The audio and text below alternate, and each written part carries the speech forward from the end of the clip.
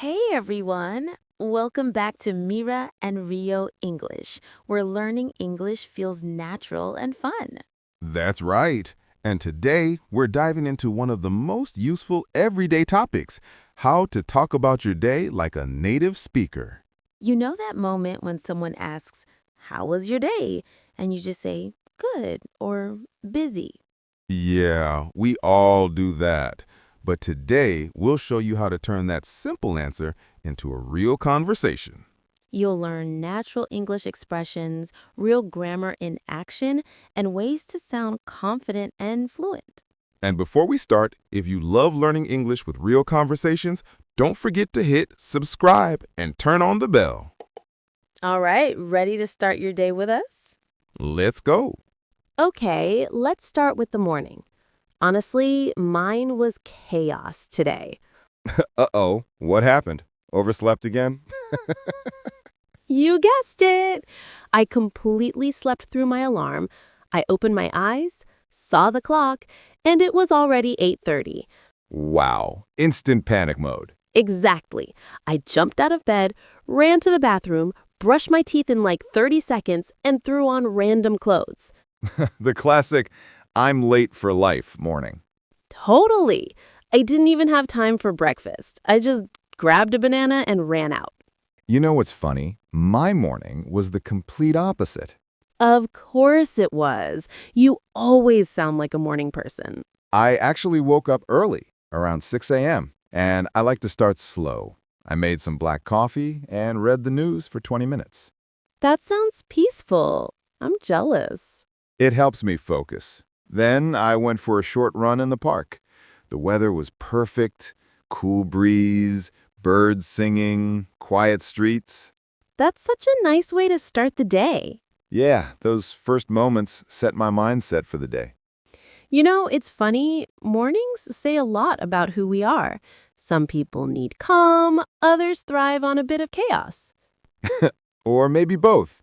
You panic first, then calm down later. True. Let's pause for a second. Notice how we talked about the morning? We used the past simple tense, like I woke up late, or I grabbed a banana, or I went for a run. Right. It's perfect for finished actions in the past. So next time someone asks, how was your morning? Try saying, I woke up late, but I managed to get ready quickly. Or, I started early and had a peaceful coffee. Those small details make your English sound so natural. So, Mira, after your super chaotic morning, how was your commute? Oh, don't remind me. The traffic was awful. Oh no, the classic city traffic struggle. Yeah, I was just sitting there, not moving, staring at the same red light for 5 minutes.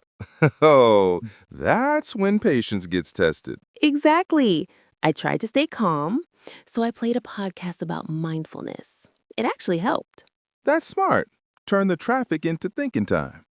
Wait, I started planning my day in my head, meetings, lunch, things I wanted to finish early.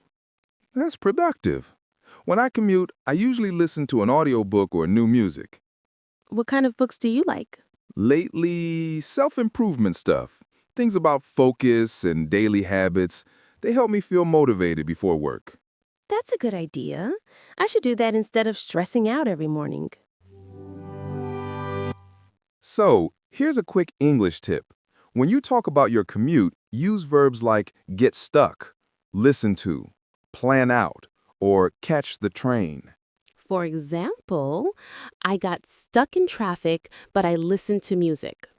Or, I caught the 8 o'clock train and planned my day. Perfect. Those sound so natural in everyday English. And here's a quick phrase: make the most of your commute. It means to use that time wisely, maybe to relax or learn something new. So, even when the road is slow, your mind keeps moving forward. Wow, that's deep, Rio. Are we turning this into a motivation podcast now? Maybe, but hey, it works. So, I finally got to work 10 minutes late. Oh no, not the best way to start your day. Tell me about it. My inbox was already full. Emails everywhere. The famous email mountain. Exactly. I spent almost 2 hours just replying and catching up. Good phrase, catch up. It means doing work you missed earlier. Right. I was catching up on everything I didn't do in the morning. My day started a little calmer. We had a big team meeting at 9:30. Oh, those long meetings. How did it go? Actually, it went really well. We discussed the new app we're building for a travel company. That sounds cool. What's your part in the project? I handled the design part, the user experience. So I presented some new layouts. And the client liked them? They did. They said the new version looked clean and fresh. That made my morning. That's such a good feeling, right? When your work is appreciated. Totally. It gives you that motivation boost to keep going. Meanwhile, I was still answering emails and trying to fix a report that just wouldn't format properly. The real struggle. You know that moment when Excel crashes right before you hit save? Oh no, that's pain. Pure pain. I almost screamed, but I took a deep breath and started again. After that crazy morning, I was so ready for lunch. Did you go out or bring something from home? I brought my lunch today, trying to save money and eat healthy. Smart move. What did you have? Just a simple chicken salad. Nothing fancy, but it did the job. As long as it fills you up, right? Exactly. What about you? Did you eat out again? Guilty. I went downstairs to the cafe near our office, got a sandwich and a latte. Let me guess. Ham and cheese? You know me too well. I swear, you eat that every day. True, but it's my comfort lunch. You know, I used to eat at my desk while working, but it just made me more tired. Yeah, I try not to do that. Taking a real break helps recharge your brain. Exactly. Even a short walk or 10 minutes away from the screen makes a difference. That's actually a great English phrase. Take a break. Yes, and also grab a bite or eat out. Let's grab a bite together. Have a quick meal. I usually eat out on Fridays. Go to a restaurant. So to all our listeners, don't skip your lunch and don't skip learning. So, Mira, how was your afternoon? Better than your morning, I hope. Definitely better.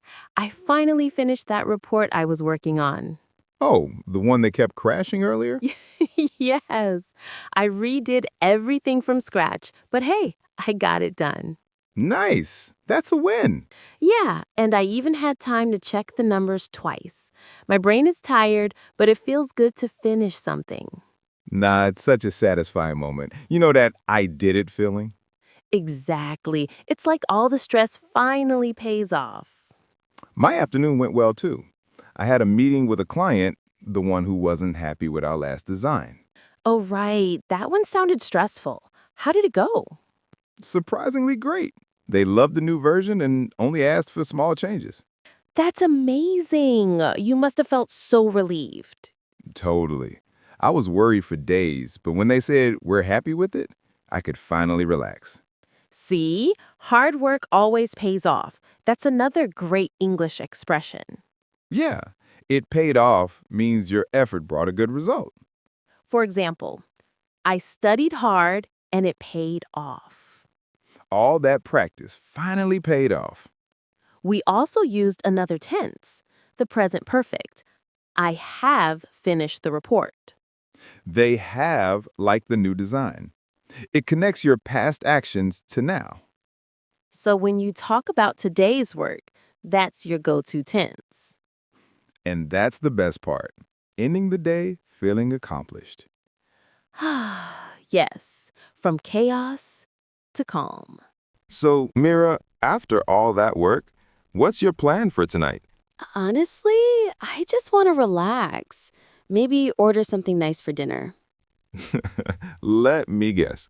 Sushi again. You know me too well. Yes, probably sushi and maybe a movie after. That sounds perfect. What about you, Rio? Any plans? I'm planning to cook tonight, actually. Really? What's on the menu, Chef Rio? Just some pasta, simple but comforting. And after that, I'm going to finish a documentary I started last night. Oh, which one? It's about deep sea exploration. The visuals are incredible. The ocean looks like another world. Wow, that sounds beautiful. I might watch that too. You should. It's the perfect way to unwind after a long day. So, listeners, did you notice? We're using future plans here. I'm going to, I'm planning to, or I might. Exactly. Try using those instead of just saying, I will. I'm going to meet my friend. I'm planning to watch a movie. I might cook dinner. These sound much more natural when you talk about your evening or weekend. You know, I think the best part of talking about your day isn't just sharing what you did, it's about how you felt. That's true. It's not only language, it's connection. So, what about you, everyone watching? What are you going to do tonight? Tell us in the comments. Use one of those phrases we just practiced. All right, let's quickly review what we learned today. We started with the past simple for finished actions. I woke up late. I grabbed a banana. Then we used the past continuous for things happening over time. I was running to the train. I was working on a report. And don't forget the present perfect for things that connect to now. I've finished my work. I've already sent the slides. Finally, we used be going to and planning to for talking about future plans. I'm going to cook dinner. I'm planning to watch a movie. Mixing these tenses makes your story sound alive, just like real English conversations. So now it's your turn. In the comments below, tell us about your day. Use at least 3 tenses, something you did, something you were doing, and something you are going to do. For example, I woke up late, I was reading emails, and I'm going to relax tonight. We love reading your comments, and we reply to as many as we can. Don't forget to like, subscribe, and share this episode if it helped you. Keep learning, keep practicing, and make every day an And English this day.